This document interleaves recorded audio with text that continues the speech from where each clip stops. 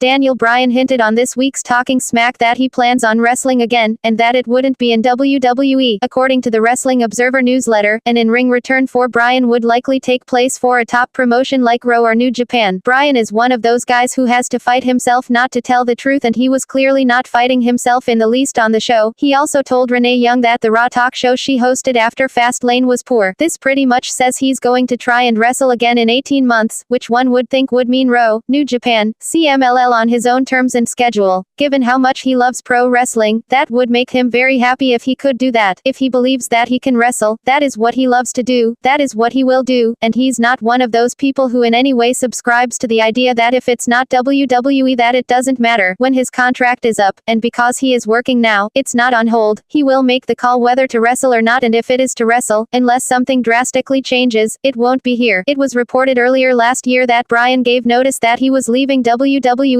only to have the company freeze his contract due to a provision that helps WWE make up lost time when a talent is sidelined. However, it's been made pretty clear by Bryan that he wants to wrestle again, and all indications are that WWE, for fear of public backlash due to Bryan's injury history, would not allow that to happen. For Bryan, however, he seems more than willing to let the duration of his WWE contract play out until next year and then perhaps pursue an in-ring return. The Observer recently noted that the Hardys are probably the strongest regular act on the independent scene when it comes to drawing fans, so it's safe to assume that Bryan, who took WWE by storm in 2013-14 and main evented WrestleMania 30, would easily become the biggest draw and most sought-after star on the independent wrestling scene next year if he leaves WWE. There are still plenty of ifs here, but assuming Bryan does not re-sign with WWE next year whenever his contract expires, his potential in-ring return will instantly become one of the biggest stories in recent memory and potentially a game changer for the entire pro wrestling industry.